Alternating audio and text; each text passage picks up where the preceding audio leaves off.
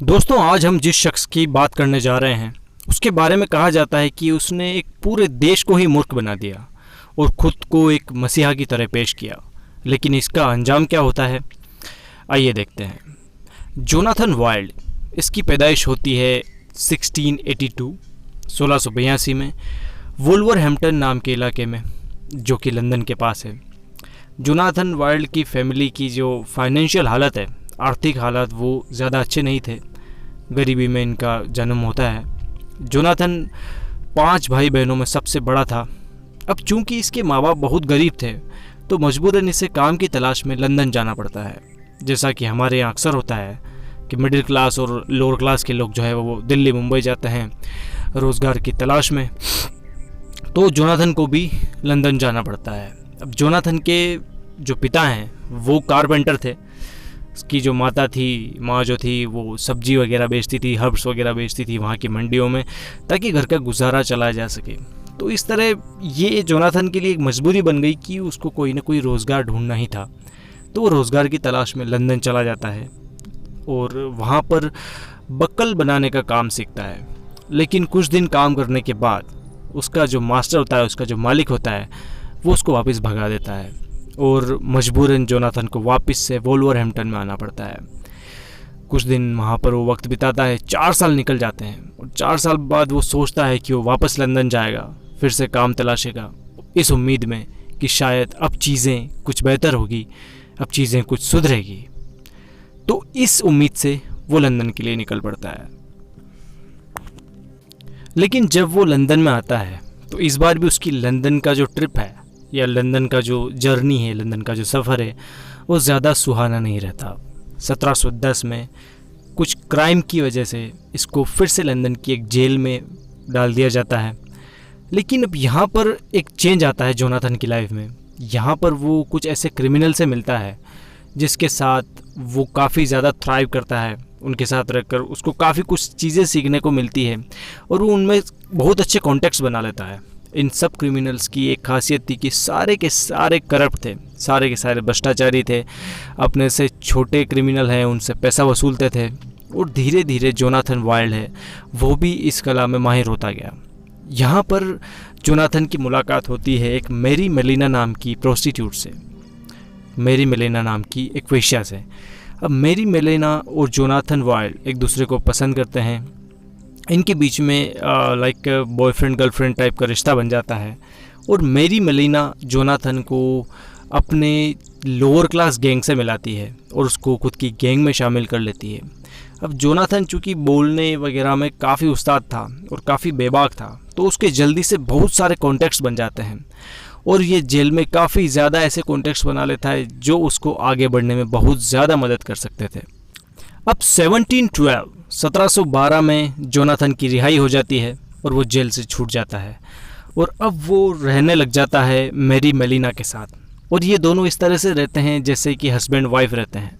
अब Mary melaena के साथ रहते हुए क्या होता है कि जोनाथन वाइल्ड जो है वो काफ़ी ज़्यादा लंदन के जो अंडरवर्ल्ड के लोग हैं उनसे पहचान बनाता है और ख़ुद को इन वेश्याओं का एज ए दलाल पेश करता है। जहाँ कहीं भी इन प्रोस्टिट्यूट की ज़रूरत होती, ये एज ए दलाल काम करता है और उनको काम दिलाता है और बीच में जो इसकी दलाली है ये रखता है। तो धीरे धीरे कहा जा सकता है कि वो इन चीज़ों में उस्ताद होता जा रहा था। इसके बाद ये इस तरह से करता है कि जो चोर होते हैं और जो चोरी करके लाते हैं, अब चोरी करना उस ज़माने में आसान था, लेकिन जो चोरी का माल है उसको ठिकाने लगाना बड़ा मुश्किल काम था। तो ये चीज़ जोनाथन सीख जाता है।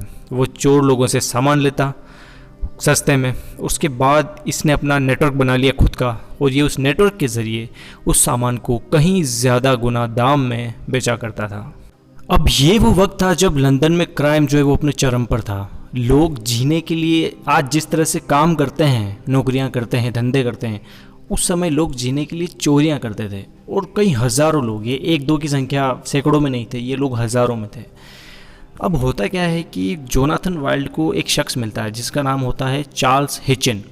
चार्ल्स हिचिन लंदन में बीते समय में पुलिस की नौकरी करता था, लेकिन चूँकि वो बहुत ज़्यादा करप्ट था, बहुत ज़्यादा भ्रष्टाचारी था, इसलिए लंदन की पुलिस से उसकी जॉब को निरस्त कर दिया जाए, उसको भगा दिया जाता है। तो चार्ल्स हिचिन यहाँ पर जोनाथन वाइल्ड को एक ऑफ़र देता है कि चूंकि तुम्हारे पास काफ़ी चोरों के कॉन्टैक्ट है, तुम्हारे पास पूरा नेटवर्क है, तो क्यों ना गवर्नमेंट की एक पॉलिसी है कि जो भी चोर को पकड़ कर लाएगा उसको 40 पाउंड दिए जाएंगे।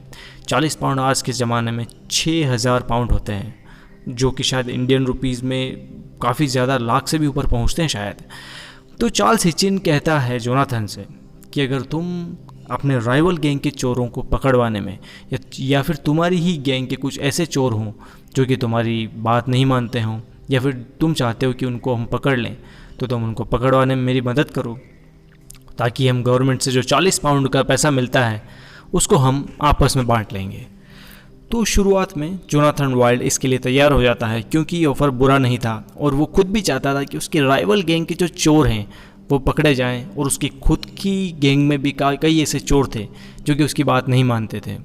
तो ये एक तरह से देखा जाए तो जोनाथन वाइल्ड के लिए एक तरह से विन विन सिचुएशन थी। अब चूंकि जोनाथन इस तरह के काम करने लगा था जिससे चोरों को पकड़ा जा सके, और चूंकि लंदन के लोग ऑलरेडी चोरों से परेशान थे, तो लंदन में जोनाथन की एक बहुत अच्छी रेपुटेशन बन जाती है कि जोनाथन एक ऐसा इंसान है जो चोर को पकड़ता है और उनकी ज़िंदगी को आसान करता है। लेकिन चीज़ें तब बिगड़ती है जब जो चार्ल्स हिचिन था उसकी 2014 में वापस अपनी नौकरी पर बहाली कर दी जाती है, और अब चार्ल्स हिचिन वो मना कर देता है जोनाथन के साथ काम करने से। लेकिन अब चूंकि जोनाथन की रेपुटेशन बन चुकी थी, उसका करियर ग्राफ बहुत ऊंचाई पर पहुंच चुका था, तो वो नहीं चाहता था कि किसी भी तरह से चार्ल्स हिचिन से जो मिला ये बेनिफिट है ये उससे दूर चला जाए। तो जोनाथन वाइल्ड क्या करता है, वो खुद का ऑफिस खोलता है और ख़ुद को चार्ल्स हिचिन का डेप्यूटी बताकर लोगों से पैसे लेता था कि मैं चोरों को पकड़ने में मदद कर रहा हूँ, तो आप मेरे को फंडिंग दो। उसके बाद जोनाथन वाइल्ड है वो अपने पास एक तलवार रखता था जिससे उसकी अथॉरिटी झलकती थी, और वो एक अपर क्लास का आदमी दिखता था सभी लोगों को। अब यहाँ पर जोनाथन क्या करता था कि वो अपनी गैंग के ही कुछ लोगों को बोलता था कि वो लोगों के घर से सामान चुरा कर लाए, और जब लोगों के घर से सामान चुरा कर लाया जाता और लोग हैरान परेशान जोनाथन के पास आते, तो जोनाथन उनको अश्योर करता कि आप बेफिक्र रहिए, आपका सामान मैं ला कर दूंगा जिस भी किसी चोर ने आपका सामान चुराया होगा। अब चूंकि वो सामान जोनाथन के पास ही होता था, तो जोनाथन वो सामान उनके मालिक को लौटा देता था। बीच में उसकी भलमनसाहत हो जाती थी और उसके बदले वो उसके मालिक से कुछ न कुछ रिवॉर्ड मांगता कि मैंने आपका इतना कीमती सामान आपको वापस लौटाया है, तो इसके लिए मुझे कुछ न कुछ रिवार्ड तो मिलना ही चाहिए। तो मालिक भी खुश हो जाते थे और वो जोनाथन को कुछ रिवार्ड देते थे। ज़्यादातर रिवॉर्ड जोनाथन खुद के पास रखता और थोड़ा बहुत अपने गैंग के बाकी मेंबर में बांट देता। तो इस तरह से जोनाथन का बिजनेस काफ़ी ज़्यादा फल फूल रहा था। इस बीच जोनाथन पुलिस की भी हेल्प करता अपने राइवल गैंग के जो चोर हैं उनको पकड़ने में, और अपनी ही गैंग के कुछ ऐसे चोरों को पकड़ने में जो जोनाथन की बात नहीं मानते थे। तो इस तरह से पुलिस की नज़रों में भी जोनाथन काफ़ी अच्छा बन रहा था। और अब देखा जाए तो 1700 से 1720 के बीच में हालात ये थे कि चोरी चकारी काफ़ी बढ़ गई थी और लोग परेशान थे, और उस टाइम जो भी चोरी करके सामानों को बेचता उन लोगों को काफ़ी हैवीली पनिश किया जा रहा था। उन लोगों को काफ़ी सख्त सज़ा, इवन डेथ पेनल्टी दी जा रही थी ज़्यादातर को। लेकिन यहाँ पर जोनाथन वाइल्ड का जो बिज़नेस प्लान है वो सक्सेसफुल जा रहा था, क्योंकि ये कभी भी उन सामानों को बेचते नहीं थे। ये बस बोलते थे कि हमको ये सामान पड़े मिले हैं, और ये उनके सामान के मालिकों को सामान वापस कर देते और एक छोटा सा रिवॉर्ड अपने पास रख लेते थे, और उन्हीं से इनका गुजारा चल रहा था। अब चूंकि जोनाथन की रेपुटेशन हो वो दिन पर दिन बढ़ती जा रही थी, और दूसरी तरफ जो चार्ल्स हिचिन है उसका खुद का भी एक गैंग था। तो अब जोनाथन का जो सबसे बड़ा दुश्मन है वो चार्ल्स हिचिन बन गया था। चार्ल्स हिचिन इस बीच में एक न्यूज़पेपर में पब्लिश करवाता है कि किस तरह से जोनाथन वाइल्ड का धंधा चलता है और किस तरह से वो लोगों का ही सामान लेके उन्हीं को वापस करके उनसे रिवॉर्ड लेता है।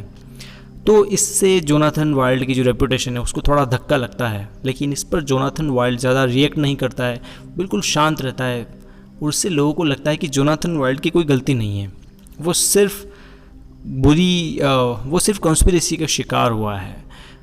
इसके खिलाफ में जोनाथन वाइल्ड खुद से एक दूसरा आर्टिकल पब्लिश कराता है जिसमें वो बताता है कि चार्ल्स हिचिन जो है वो होमोसेक्सुअल है, और वो कई बार होमोसेक्सुअल ब्रोथल्स पर जाता है, और उसके खुद के भी कई होमोसेक्सुअल ब्रोथल्स हैं। तो उस टाइम लंदन में सीन ये था कि होमोसेक्सुअलिटी को बहुत बुरा माना जाता था। आप होमोसेक्सुअल है तो आपके लिए बहुत मुसीबत है। और इस तरह से चार्ल्स हिचिन को पुलिस की नौकरी से वापस बेदखल कर दिया जाता है और उसको जेल में डाल दिया जाता है। तो देखा जाए तो अब जोनाथन वाइल्ड के लिए कंपटीशन लगभग ख़त्म हो चुका था। अब जोनाथन की जो पब्लिसिटी है वो इतनी ज़्यादा बढ़ चुकी थी और वो इतना ज़्यादा रिस्पेक्टेबल हो गया था कि उस समय के राजा किंग जॉर्ज वो भी जोनाथन को बुलाते हैं और उसे पूछते हैं कि हम आपको अपने कैबिनेट में शामिल करना चाहते हैं और अगर आपके पास कोई सुझाव हो चोरों को पकड़ने के लिए कुछ और तो हमें ज़रूर बताएं। तो यहाँ पर जोनाथन को एक अपॉर्चुनिटी दिखती है और वो कहता है कि अगर आप चाहते हैं कि ज़्यादा से ज़्यादा चोर पकड़े जा सकें तो आप ऐसा कीजिए कि जो हाइक है वो कर दीजिए। चोर को पकड़ने के लिए 40 पाउंड आप देते हैं, आप उसको 140 पाउंड कर दीजिए। और घुमा फिरा के देखा जाए तो इससे जोनाथन का ही फ़ायदा था, क्योंकि अभी तक वो 60 चोर पकड़ चुका था और वो काफ़ी रिस्पेक्टेबल हो चुका था। और इस तरह से अगर पहले जहां उसको एक चोर पकड़ने पर 40 पाउंड मिल रहे थे, इस बार उसको 140 पाउंड मिलने वाले थे। तो किंग जॉर्ज उसकी बात मान लेता है और अब एक चोर को पकड़ने की जो रिवॉर्ड है वो 140 पाउंड कर दिया जाता है। इसी बीच में जोनाथन एक गैंग को पकड़वाता है जिसमें 20 मेंबर थे। 20 मेंबर को पकड़वाने के बदले जोसेफ को मिलते हैं 800 पाउंड्स। अब दिक्कत यहाँ पर ये होती है कि जो जोनाथन था उसके ग्रुप में एक शख्स काम करता था जिसका नाम था शेफर्ड। और शेफर्ड का एक साथी था जोसेफ ब्लैक। शेफर्ड जो 18वीं सदी है, 1700 से लेकर 1800 तक, उस टाइम का सबसे कुख्यात चोर था। तो उसको पकड़ना काफ़ी ज़रूरी था पुलिस के लिए और जैसे तैसे जोनाथन वाइल्ड शेफर्ड को पकड़वा देता है। लेकिन होता यह है कि शेफर्ड इससे पहले भी 3 बार पकड़ में आ चुका था, लेकिन वो हर बार जेल ब्रेक कर देता था। लेकिन इस बार जोनाथन वाइल्ड ने पकड़वाया और उसके ऊपर केस चलवाया और जहाँ से उसने चोरी की थी शेफर्ड ने, उसके मालिक ने शेफर्ड के खिलाफ गवाही दी कि इसने मेरे यहाँ से चोरी की है और इस बार शेफर्ड को डेथ सेंटेंस की सज़ा सुनाई गई। अब डेथ सेंटेंस होनी थी उसकी 31 अगस्त को, लेकिन जिस रात को उसको डेथ सेंटेंस होनी थी उसी रात को वो जेल ब्रेक करके भाग जाता है।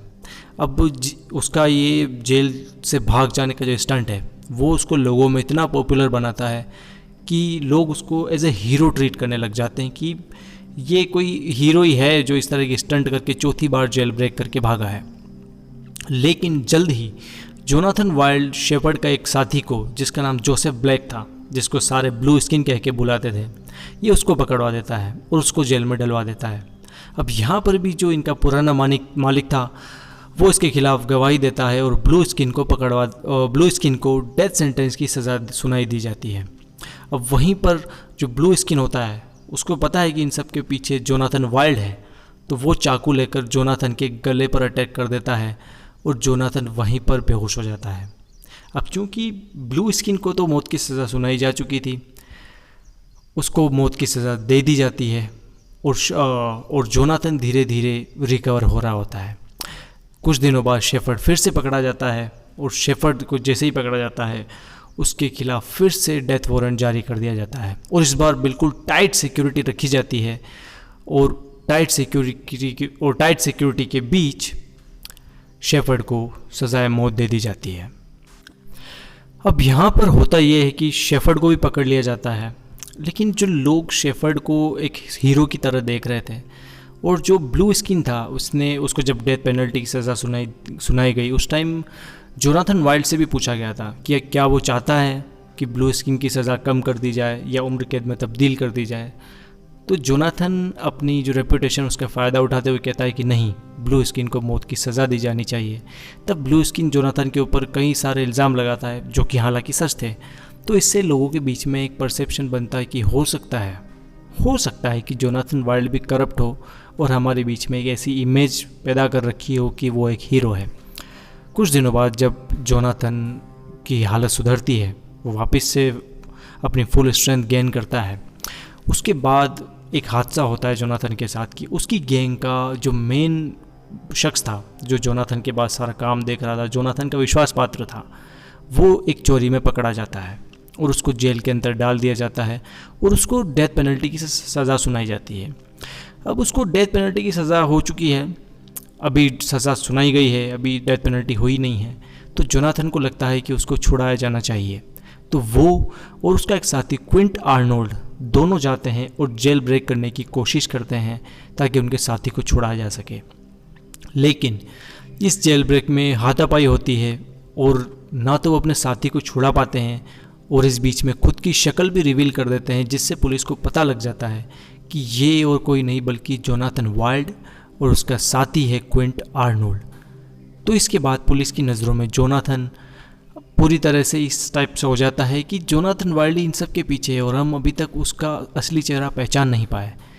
खैर, जैसे तैसे पुलिस की जांच बैठती है और जोनाथन को पकड़ लिया जाता है। उसके ऊपर केस चलता है और कई लोग उसके केस को देखने आते हैं कि किस तरह से एक ऐसा शख्स जो कि हमारे सामने एक हीरो, एक मसीहा के तौर पर उभर कर आया था, आज वही कटघरे में खड़ा है और आज उसी के ऊपर डेथ पेनल्टी की तलवार लटकी हुई है। खैर, केस चलता है और केस के दौरान जोनाथन को उम्मीद थी कि उसकी गैंग के जो बाकी चोर हैं, बाकी जो बदमाश लोग हैं, वो उसके पक्ष में गवाही देंगे। लेकिन एक एक करके सारे के सारे उसकी गैंग के लोग उससे मुकर गए। उसकी पत्नी मेलिना थी, वो मुकर गई। खैर, वो पहली पत्नी थी, उसके बाद ये 2 शादी और कर चुका था। लेकिन जो उसकी पहली पत्नी थी मेलिना, उसने भी इसके खिलाफ गवाही दी। चार्ल्स हिचिन की गवाही भी यहाँ पर अहम रोल प्ले अदा करती है। उसके बाद जो ब्लू स्किन की गैंग के लोग हैं वो भी जोनाथन के खिलाफ गवाही देते हैं और कुछ सबूत पेश करते हैं और इस तरह से जोनाथन वाइल्ड और उसका साथी क्विंट आर्नोल्ड दोनों को मौत की सज़ा सुनाई जाती है। अब मौत की सज़ा होनी थी 6 दिन बाद, लेकिन यहाँ पर जोनाथन वाइल्ड को कभी इस तरह की उम्मीद नहीं थी कि उसको इस तरह से अचानक जेल की सज़ा सुनाई दी जाएगी। तो वो उसकी हालत दिन ब दिन ख़राब होती जाती है। वो कुछ ना खाता, कुछ ना पीता और ना सोता। 6ठा दिन जब उसकी मौत का दिन करीब था, उससे पहले वो कोई एसिड पी लेता है इस उम्मीद में कि शायद वो खुद को मौत के गले लगा सके, लेकिन उसको मौत नहीं आती।